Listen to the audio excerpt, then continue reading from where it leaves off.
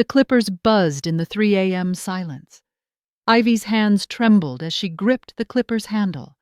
Her grandmother used to say, "A woman who allows disrespect teaches a man her worth."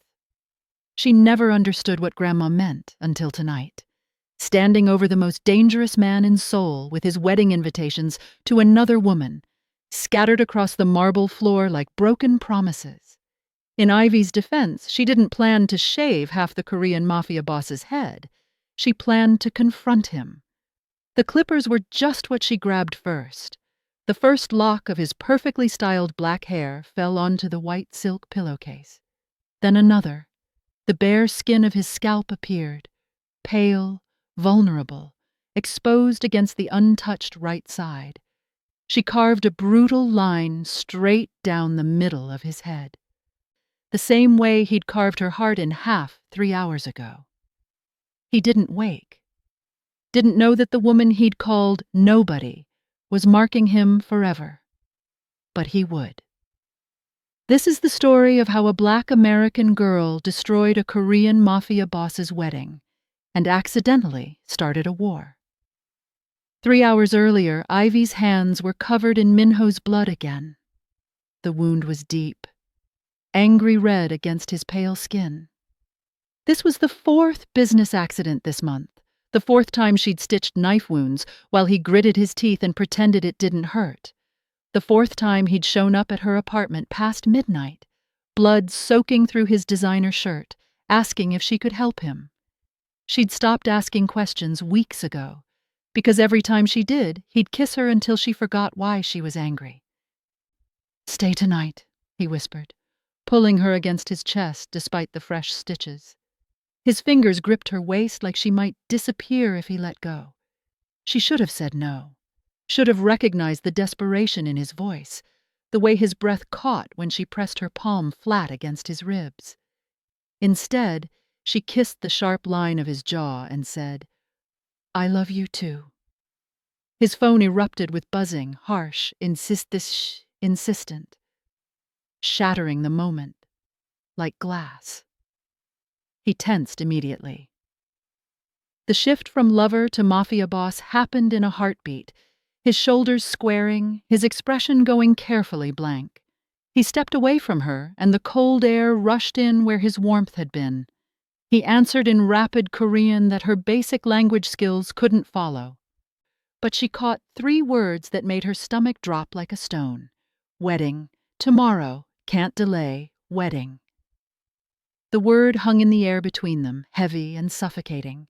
When he returned, his face was a mask, the expression he wore when lying. She'd learned to recognize it over the past 6 months. The slight tightness around his eyes, the way his jaw clenched just once before he spoke. "I have to go. Emergency meeting." "What wedding?" His jaw tightened. A muscle ticked near his ear. "Business." "Minho, I'll explain tomorrow. I promise." He kissed her forehead, the kiss that usually melted her defenses, that made her forget she deserved better than half-truths and midnight stitches. "Trust me." Then he left. The door clicked shut with a finality that made her chest tighten.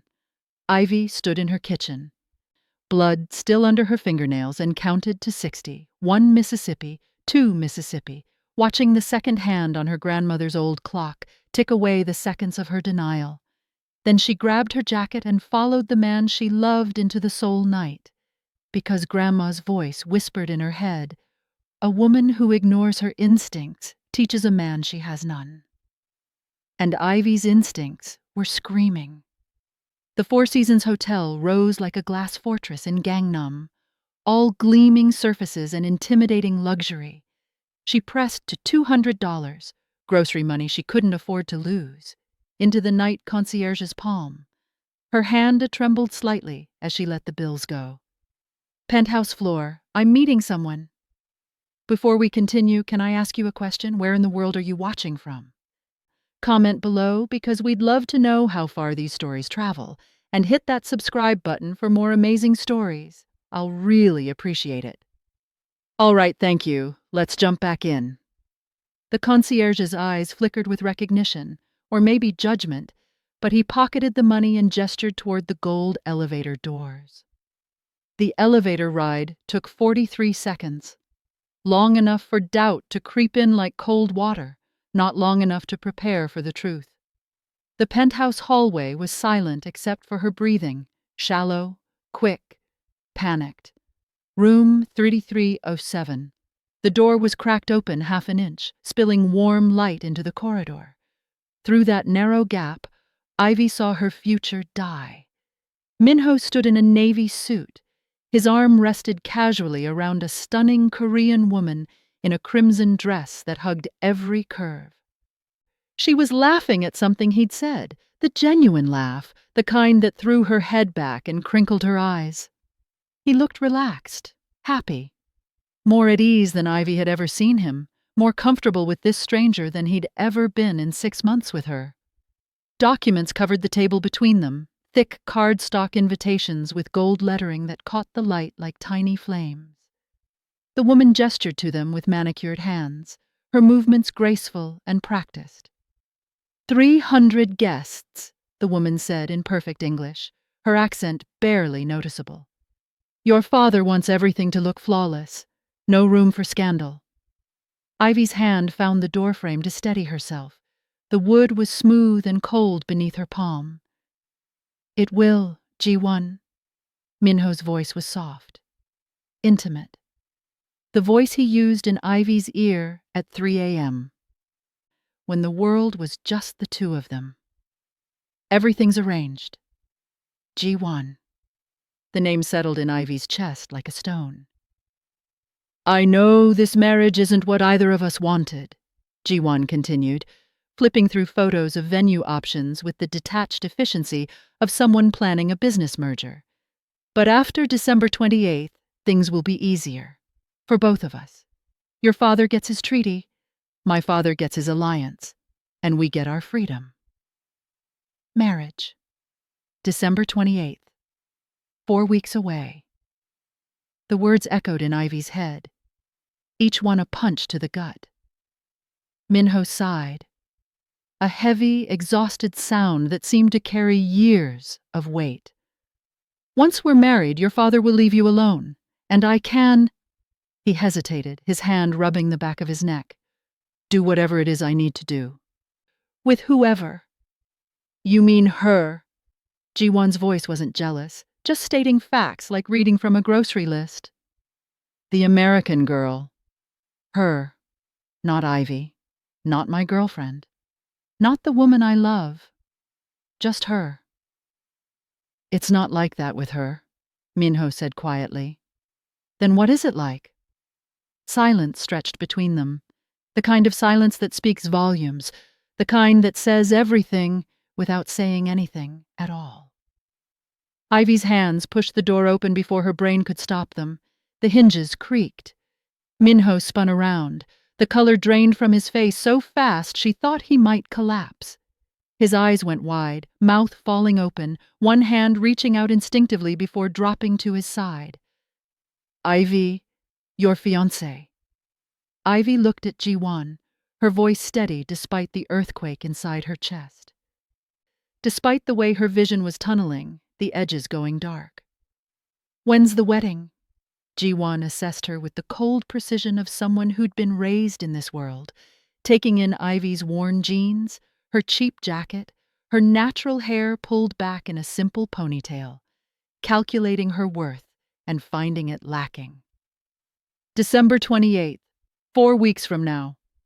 Ji-won's voice was matter-of-fact, almost bored. The invitations went out yesterday. Ivy's vision tunneled further. The room tilted slightly. 4 weeks. Minho stepped forward, hands raised like approaching a wild animal that might bolt. Let me explain, How long have you been engaged? 2 years, but 2 years? The words tore from her throat, raw and broken. They echoed in the marble-floored suite, bouncing off expensive walls and crystal chandeliers.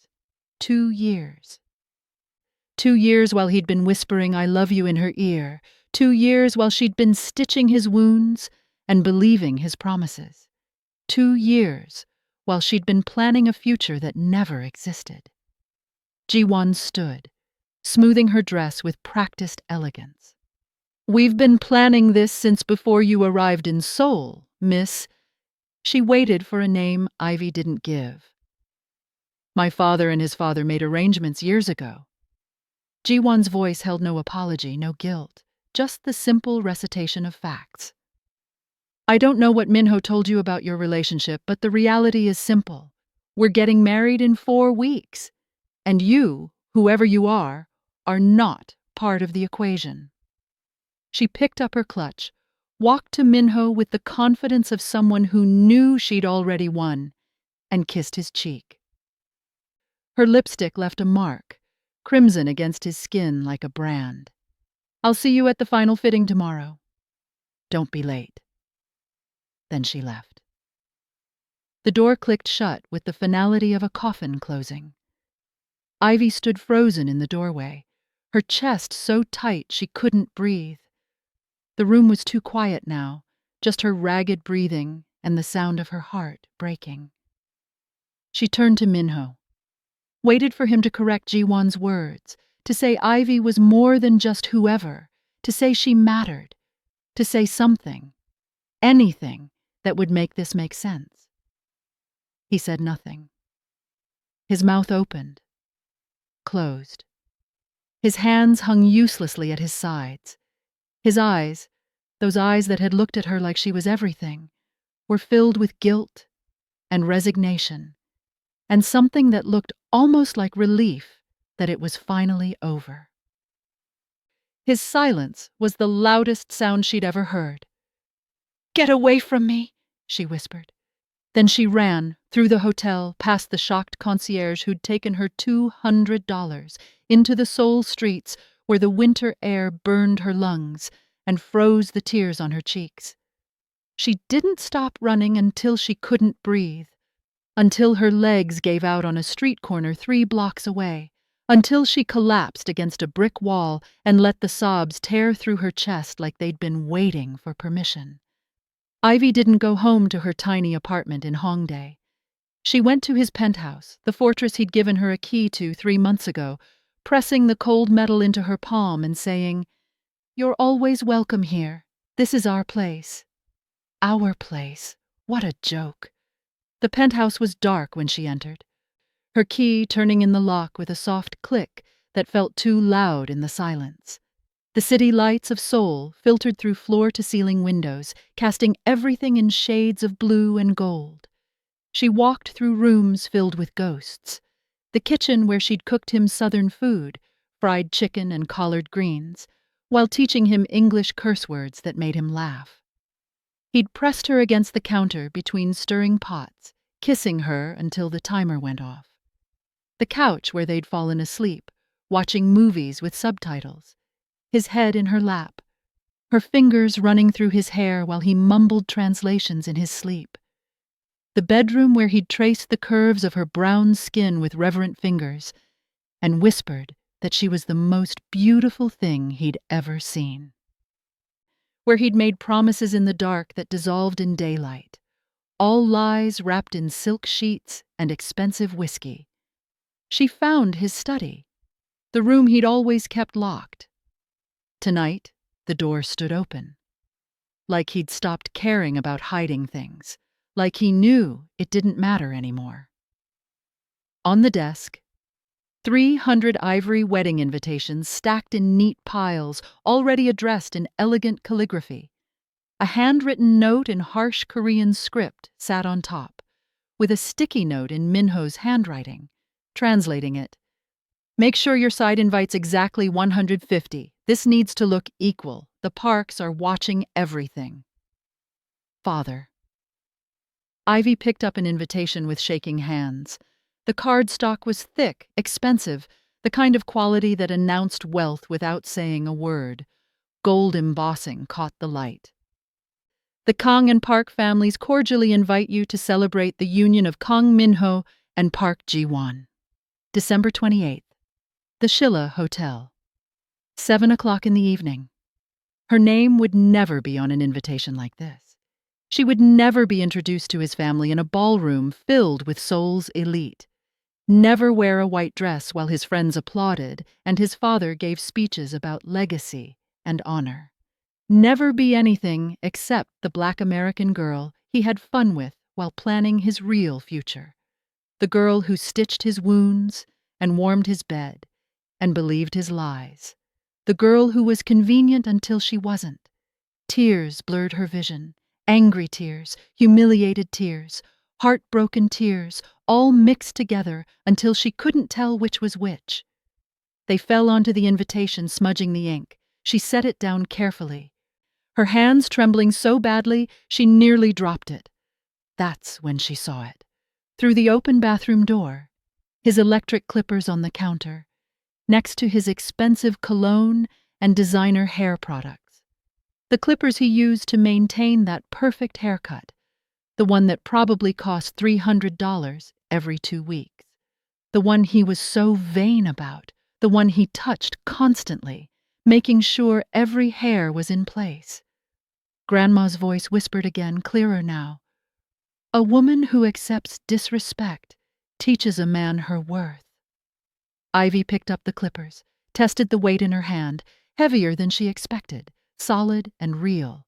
Made a decision that would change everything. Minho was a heavy sleeper after stressful nights, his one vulnerability in a life built on hypervigilance. Tonight, after lying to Ivy again, after seeing Ji-won and reviewing wedding plans, after carrying the weight of 2 families' expectations on his shoulders, he'd stumbled home and collapsed fully clothed on top of the covers. He hadn't even removed his shoes.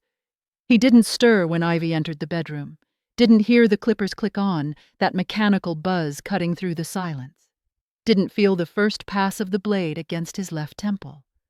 Ivy worked with the steady hands she'd developed, stitching his wounds, methodical, precise, professional. Her grandmother had been a beautician in Atlanta, had taught Ivy to cut hair when she was 12 years old. Always use smooth, even strokes, Grandma had said. Confidence is everything. The first strip of hair fell onto the pillow, black against white silk. Then another, then another. She shaved the entire left side of his head, working from temple to crown to nape.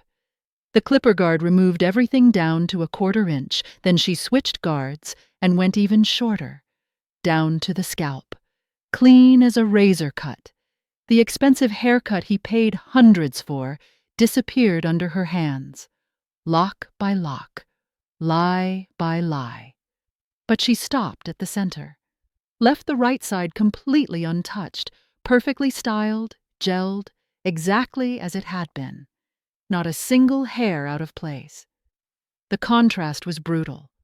One side of his head, sleek, professional, controlled. The man the world saw. The perfect son. The dutiful heir. Other side completely bald, vulnerable, exposed. The man who'd hidden everything that mattered. A visual representation of his double life, carved into his skull. Tears streamed down Ivy's face as she worked. Hot and silent.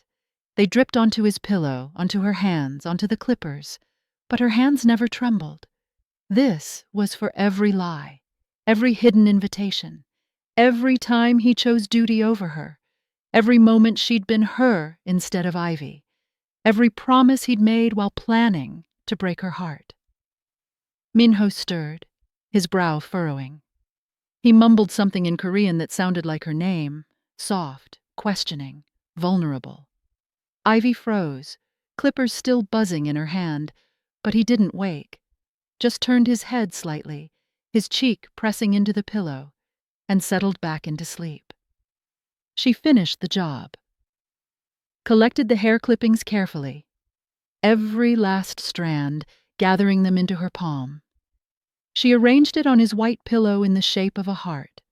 Petty, maybe, but satisfying in a way that made her chest feel slightly less tight. Then she grabbed one of his wedding invitations from the study and a thick black Sharpie from his desk drawer. She wrote on the back in bold letters, "For your wedding photos, you're welcome. The girl you called nobody." She placed the note on his chest right over his heart, Her hands were steady now. The tears had stopped. She felt empty, hollowed out and light, like she might float away. She looked at him one last time. Half his head shaved, the note rising and falling with his breathing, the hair arranged in a heart, the man she'd loved reduced to this, a stranger who'd been lying to her for 6 months. She pulled the key from her pocket, the key that meant you're always welcome here, and placed it on the nightstand with a soft click. Then Ivy Chen walked out of Kang Minho's penthouse, out of his life, forever. Or so she thought. Minho's phone exploded with a ringing, harsh, insistent, dragging him from sleep. His head pounded. His mouth tasted like blood and whiskey. Every muscle ached from the fight earlier, the one that had put him in Ivy's kitchen getting stitched up for the 4th time. "Boss, we have a situation at the warehouse." Yoon, his head of security, sounded panicked. Yoon never panicked. "The Parks sent—" "Handle it." Minho's voice was rough with sleep. He stumbled toward the bathroom, half asleep, head pounding with each step. Another crisis, another fire to put out. Just another day running a criminal empire built on blood and tradition. He needed water, needed aspirin, needed to figure out how to apologize to Ivy for leaving so abruptly. He splashed cold water on his face, the shock of it, helping clear the fog. Looked up into the mirror and froze instantly. The man staring back looked like something from a nightmare. Half his head completely bald, pale scalp stark against black hair, with a brutal line carved straight down the middle. The other half perfectly styled, untouched, exactly as it had been. He looked insane. He looked marked. He looked claimed. Minho's hand touched his bare scalp, fingers trembling against the unfamiliar smoothness. "What the—" His breath caught. His heart started racing, not from fear, but something else, something he couldn't name. Then he saw it. The note on the sink, written in Sharpie on his wedding invitation, the hair arranged in a perfect heart shape on his pillow. The invitation itself, the one he'd been dreading for 2 years. "For your wedding photos. You're welcome. The girl you called nobody. Ivy." His voice cracked around her name. "Ivy!" He tore through the penthouse like a man possessed, his heart hammering against his ribs. Living room, empty. Kitchen, empty. Still smelling faintly of her coconut shampoo. Bedroom, empty except for the evidence of her revenge scattered across his bed. Her key bedded on the nightstand. The key that meant you're always welcome here. The key he'd given her 3 months ago, hoping she'd use it every day, hoping she'd move in eventually, even though he knew it was impossible. She'd given it back. She was done. He grabbed his phone with shaking hands and called her. "Hey, this is Ivy. Leave a message." Voicemail. He called again. "Hey, this is Ivy. Leave a message." Again. "Hey, this is Ivy. Leave a message." 20 times he called her. 20 times her voice, warm and alive and so distinctly her, told him to leave a message. He didn't. What could he say? "I'm sorry I lied to you for 6 months. I'm sorry you found out about my arranged marriage from my fiancé. I'm sorry I called you nobody when you're everything." Then he remembered. His security system. He had cameras everywhere. In every room except the bathroom, for protection. To keep track of threats, to know who entered and exited. To keep her safe when she was here. Now he pulled up the footage on his laptop with trembling fingers. 2:14 a.m. Ivy entering the penthouse, her face already streaked with tears, her mascara running, her hands shaking as she turned the key. 2:47 a.m. Ivy picking up the clippers, testing their weight, standing over him. looking down at his sleeping face with an expression that broke his heart. Betrayal and love and rage all mixed together. 3:04 a.m., Ivy crying silently while she shaved his head, her hands steady despite the tears, working with the precision of someone who'd done this before, creating that brutal line down the middle with artistic accuracy. Minho watched the footage 3 times and watched her break. She'd marked him, claimed him publicly in a way that couldn't be undone, made it impossible for him to go through with the wedding. What kind of mafia boss shows up with half his head shaved? What kind of groom walks down the aisle looking like he'd lost a fight with a lawnmower? She'd freed him from the engagement by making it impossible to hide. And she'd done it while crying, while breaking, while loving him enough to destroy him. For the first time in 2 years, since the day his father announced the engagement to Park Ji-won, Minho smiled. A real smile, not the careful mask he wore for business. Then he made a decision that would change everything. He picked up his phone and called his father. 3 rings, 4, 5. This better be important.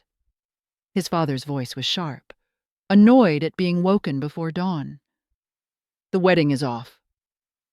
Silence. Then, what did you say? I said the wedding is off. I'm not marrying Ji-won. Minho, I'm in love with someone else. Have been for 6 months, and I'm done pretending.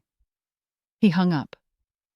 Stood in the middle of his penthouse with half his head shaved and his heart finally beating the way it was supposed to. Now he just had to find her and pray she'd forgive him. Ivy was hiding in a cafe in Itaewon, the international district where a black woman wouldn't stand out, where she could disappear into the crowd of expats and tourists. She'd been nursing the same cold coffee for 3 hours, phone turned off, wondering if she could afford a flight back to Atlanta today, or if she'd have to wait for next month's paycheck. Wondering if she'd ever stop feeling like someone had reached into her chest and ripped out her heart with bare hands. The cafe was nearly empty at this hour, just her, an elderly Korean couple reading newspapers, and a tired barista who kept glancing at her with concern. When Kang Jun-ho slid into the seat across from her, Ivy didn't even flinch. He sent you, she said flatly, not looking up from her coffee. He's turning Seoul upside down, looking for you.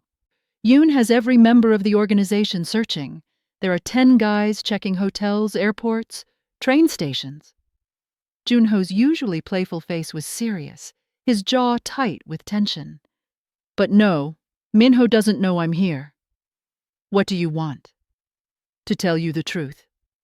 Junho leaned forward, his voice dropping to just above a whisper, the kind of quiet that suggested danger. That marriage, it's not love. It's not even preference. It's a treaty. Ivy finally looked up. Junho looked exhausted, dark circles under his eyes, his normally styled hair messy, his expensive shirt wrinkled. The Kang and Park families have been at war for 3 years, Junho interrupted, his voice urgent now. Over territory in Busan. Over shipping routes. Over pride and old grudges that should have died decades ago. 37 people dead. 17 of them civilians caught in crossfire. Restaurant workers, shop owners. A kid who was in the wrong place at the wrong time. Ivy's hands tightened around her coffee cup, her fingers going numb from the pressure. The only way to end it was a union between families. Minho and Ji-won. Marriage as a peace treaty. Medieval but effective. So he chose peace over me.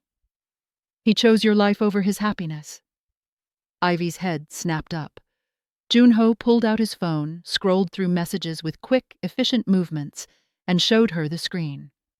Korean text with English translation below. Father, I can't marry Ji-won. I'm in love with someone else. September 14th, 11:47 p.m. Father, please give me more time to find another solution. September 30th, 2:23 a.m. I don't care about the consequences to me, but you cannot threaten her. October 12th, 3:15 a.m. 2 months ago, Junho said quietly, scrolling to show her more messages. Minho told our father he wouldn't marry Ji-won, that he'd found someone who made him want to leave this life. Someone who made him believe he could be more than just the heir to a criminal empire. Ivy's vision blurred. Her chest felt like someone was standing on it. Our father threatened to have you killed, not metaphorically, actually murdered. Made it clear you'd die slowly, painfully, as punishment for Minho's defiance. That your body would be found in pieces as a message. The cafe sounds, the espresso machine, the K-pop playing overhead, the quiet chatter, all faded to white noise. Why didn't he tell me? Because he's an idiot who thought he could protect you by keeping you in the dark. He's been stalling for 2 months, trying to find a way out that doesn't get you killed. Junho's voice softened with something like pity. Trying to figure out how to choose you without signing your death warrant. That's not a choice. That's a trap. Yeah, it is. Junho sat back, running a hand through his messy hair. But you need to know what happened this morning. Ivy's heart stopped. What happened this morning? He walked into the family meeting at 7 a.m., the final wedding coordination with both families present, with half his head shaved, refused to fix it. Stood in front of his father, Ji-won's father, and 40 witnesses and cancelled the wedding. Ivy couldn't breathe. The air felt too thick, too heavy. What? He chose you, Ivy, publicly, in front of both families. Told them he'd rather die than marry Ji-won when he's in love with a woman named Ivy Chen from Atlanta, Georgia. Junho's expression was grim, his eyes dark with worry. He described what you did to his head as a mark of ownership by the only woman who has a right to mark me. Tears spilled down Ivy's cheeks, hot and fast. She couldn't stop them, didn't even try. He told his father that you're worth more than any treaty, worth more than the family business, worth more than his inheritance. Junho's voice dropped even lower. He chose you over everything, Ivy. Then he's started a war, yeah. Junho sat back, his face grave. The Parks walked out immediately. Your name is now known to every major family in Seoul, and my father... He paused, his jaw clenching. My father put a price on your head 30 minutes ago. The coffee cup slipped from Ivy's hands, shattering on the floor. Brown liquid spread across white tile, pieces of ceramic scattering. The barista looked over, concerned, but Junho waved him off. How much? 500 million won. $500,000 for her death. Ivy's hands started shaking, her whole body trembling with shock and fear and something else, something that felt almost like hope, but sharper, more dangerous. Thank you for watching till the end. If this story touched you, inspired you, or took you on a journey, don't leave without hitting the like button. Subscribe if you haven't and switch your notifications on. You don't want to miss what I got coming up. Make sure to drop in the comment section where in the world you're watching from. We're building a global community of story lovers here, and your voice is part of it. See you in the next one. Have a great day.